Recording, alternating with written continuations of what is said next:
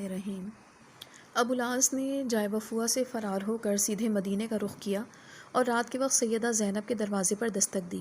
یہ ان کے خاوند تھے۔ یہ درست ہے کہ انہوں نے ابھی اسلام قبول نہیں کیا تھا، مگر سیدہ زینب کے بچوں کے باپ تھے۔ ابو العاص نے سیدہ زینب سے پناہ مانگی، جو انہوں نے عطا فرما دی۔ اللہ کے رسول فجر کی نماز کی ادائیگی کے لیے مسجد تشریف لائے۔ خواتین بھی مسجد آیا کرتی تھیں، مگر مردوں کی صفوں سے کافی پیچھے صفیں باندھ کر کھڑی ہوتی تھیں۔ جب آپ نماز پڑھ چکے تو عورتوں کی صفوں میں سے سیدہ زینب کھڑی ہوئیں اور انہوں نے بلند آواز سے کہا، ایھا الناس انی قد اجرت ابا العاص بن ربی، لوگوں آگاہ رہو، ابو العاص بن ربی میری پناہ میں ہیں۔ سیدہ زینب نے جب یہ کہا تو نبی کریم صلی اللہ علیہ وآلہ وسلم نے اپنے ساتھیوں سے ارشاد فرمایا، کیا تم نے بھی وہی بات سنی ہے جو میں نے سنی ہے؟ صحابہ اکرام نے ہاں میں جواب دیا۔ آپ نے فرمایا، قسم ہے اس ذات کی جس کے ہاتھ میں میری جان ہے، مجھے اس سے پہلے اس بات کا علم نہ تھا، حتیٰ کہ میں نے ابھی سنا جو تم نے سنا۔ ایک ادنا مسلمان بھی پناہ دینے کا حق رکھتا ہے۔ اللہ کے رسول سیدہ زینب کے گھر تشریف لائے اور ارشاد فرمایا، مہمان کی تعظیم اور تکریم کرو، مگر اس احتیاط کے ساتھ کہ اختلاط سے احتراز رہے۔ پھر سیدہ زینب نے اپنے والد گرامی سے عرض کیا کہ ابو العاص کا تمام مال اور سامان تجارت واپس کر دینا چاہیے۔ آپ کے اعلیٰ اخلاق اور قانون حکمرانی کا مظاہرہ دیکھیے۔ اگر چاہتے تو حکم صادر فرما دیتے کہ سب لوگ ابو العاص کا سامان واپس کر دیں، کون انکار کرتا؟ مگر آپ نے صحابہ اکرام کے پاس تشریف لا کر ارشاد فرمایا، اس شخص کا ہمارے ساتھ جو تعلق ہے وہ تم سب کو معلوم ہے۔ اس کا کچھ مال تمہارے ہاتھ لگا ہے۔ اگر تم احسان کرو اور اسے لوٹا دو تو مجھے خوشی ہوگی، لیکن اگر تم نہ دینا چاہو تو یہ مال فے ہے جو اللہ نے تمہیں عطا کیا ہے، تمہیں وہ مال اپنے پاس رکھنے کا پورا حق ہے۔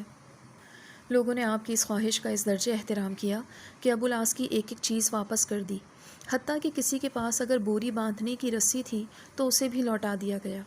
ابو العاص پر اس حسن سلوک کا بڑا گہرا اثر ہوا۔ وہ تو پہلے ہی اخلاق محمدی سے متاثر تھا۔ یہ درست ہے کہ انہوں نے ابھی تک اسلام قبول نہیں کیا تھا، مگر اس کی زبان یا ہاتھ سے کوئی ایسا کلمہ یا فعل سرزد نہیں ہوا تھا جس سے آپ صلی اللہ علیہ وآلہ وسلم کی دل آزاری ہوتی۔ ابو العاص نے اپنے بچوں کو پیار کیا اور مکہ مکرمہ کی طرف روانہ ہو گیا۔ اب ان کا دل ایمان سے بھر چکا تھا، مگر کچھ وجوہات کی بنا پر اظہار کا وقت ابھی نہیں آیا تھا۔ ابو العاص مکہ پہنچے، جن جن کا حساب ان کے ذمے تھا انہیں ادائیگی کی، جو لینا دینا تھا اسے چکایا، پھر لوگوں سے پوچھا، اب کسی کا حق میرے ذمے بنتا ہے تو مجھے بتایا جائے۔ سب لوگوں نے گواہی دی کہ وہ وفا والے، وعدہ پورا کرنے والے اور حق ادا کرنے والے معزز انسان ہیں۔ مدینہ سے واپس آنے والے ابو العاص کے ذہن سے قومی حمیت کا خمار اتر چکا تھا۔ ان کے دل و دماغ میں ایک انقلاب برپا ہو چکا تھا۔ وہ اسلام کی حقانیت کو پوری طرح سمجھ چکے تھے۔ انہوں نے اہل مکہ سے مخاطب ہو کر کہا، اشہد ان لا الہ الا اللہ و اشہد ان محمدا عبدہ و رسولہ۔ مکہ والوں سنو، میں بڑی دیر سے اسلام کی خوبیوں سے آگاہ تھا۔ میں اسلام قبول کرنا چاہتا تھا، مگر مجھے ڈر تھا کہ تم لوگ الزام لگاؤ گے کہ اس شخص نے ہمارا مال ہڑپ کرنے کے لیے اسلام قبول کیا ہے۔ میں نے تمہارے تمام حقوق ادا کر دیے، لہٰذا اب میں اپنے سسر کا دین قبول کرنے کے لیے مدینہ جا رہا ہوں۔ اس کے بعد ابو العاص نے ہجرت کے لیے رخت سفر باندھا اور مدینہ پہنچ گئے۔ اللہ کے رسول کی خدمت میں حاضر ہو کر اسلام قبول کرنے کا اعلان کیا۔ رسول اللہ کے دست حق پرست پر بیعت سے مشرف ہوئے۔ مدینہ میں آنے کے بعد ان کی خوشی دیدنی تھی۔ اللہ کے رسول صلی اللہ علیہ وآلہ وسلم نے اپنی بیٹی سیدہ زینب کو دوبارہ ان کے پاس رخصت کر دیا، نکاح جدید نہیں کیا گیا۔ سیدہ زینب اپنے گھر میں خوش تھیں، تاہم ان کی صحت پہلے والی نہ رہی۔ مکہ میں حبار بن اسود نے ان کے اونٹ پر جو حملہ کیا تھا اور آپ زخمی ہو گئی تھیں، اس سے آپ پوری طرح صحت یاب نہ ہو سکیں، اس لیے بعض سیرت نگاروں نے آپ کو شہیدہ بھی لکھا ہے۔